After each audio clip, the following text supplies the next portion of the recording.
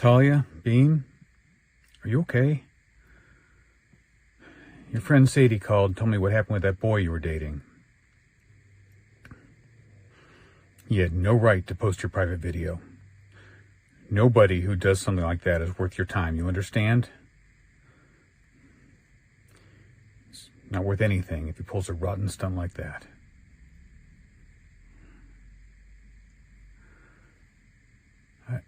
I feel as though your mother and I are to blame. We didn't know you wanted to pursue a creative career instead of one in science. I thought we were raising you to be able to talk to us about everything, but I guess we missed the mark along the way.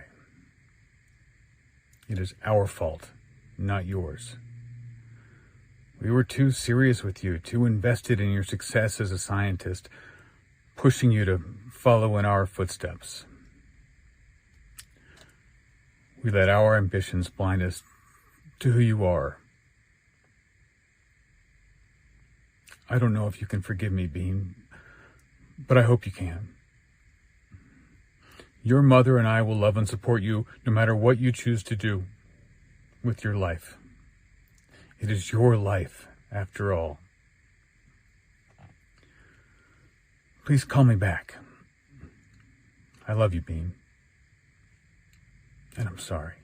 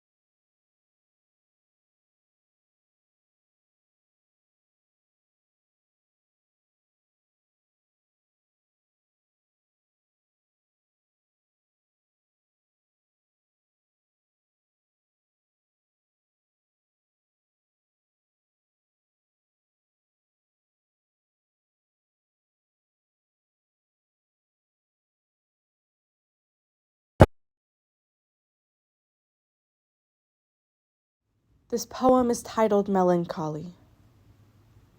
Life in reflection, I strive for perfection. In school, at work, around the midsection, I try not to stray, shrink myself far away inward, closed door, too scared to disobey. It's all a folly done up like a dolly war paint, a mask hides my melancholy. Walking contrary, each step cautionary, this space I dwell, my safe sanctuary, named melancholy.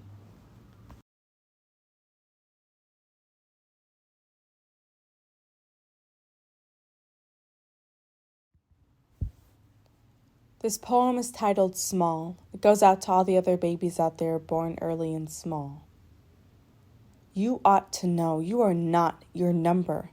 You are small but unstoppable. You are brought from nothing, sought from love. You have a shot at anything.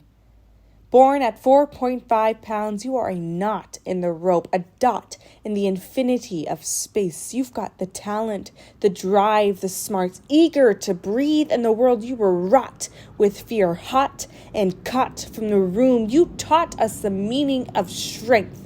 You came out screaming shades of red and blue. You ought to know you have a shot at anything. You have got what it takes. Born at 4.5 pounds, you are not your number. You ought to know the world is before you. You ought to know.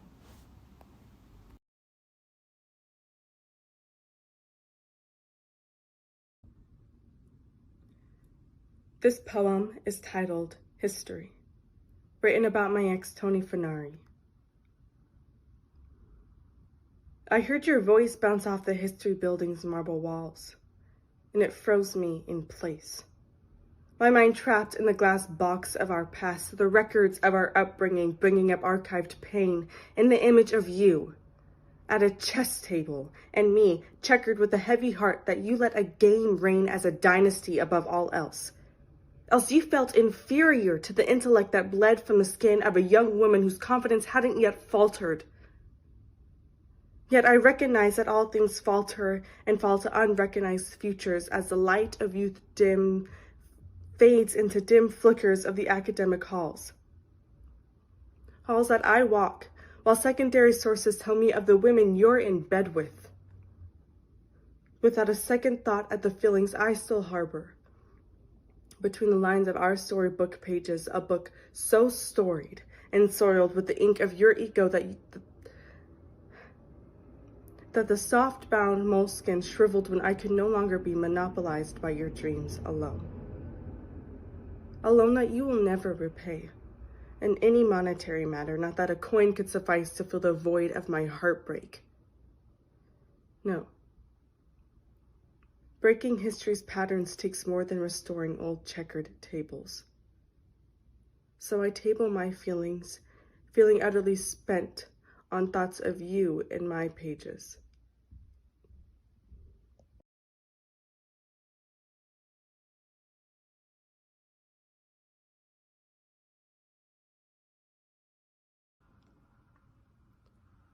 This poem is titled Chemistry, written about my forensic chemistry professor.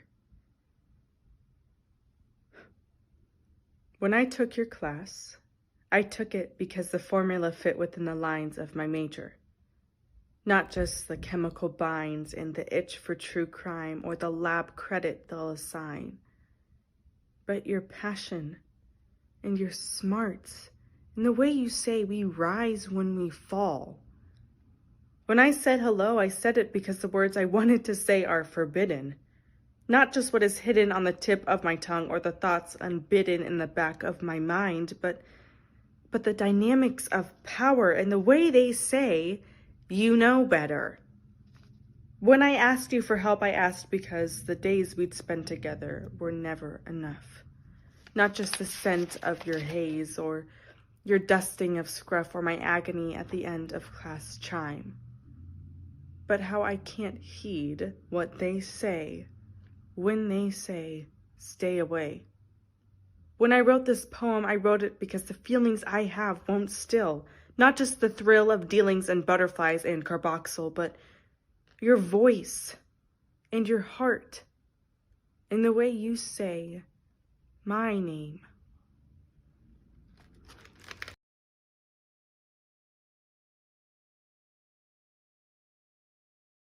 This poem is titled Astronomy, written about my classmate and sort of boyfriend, Dale Lowe.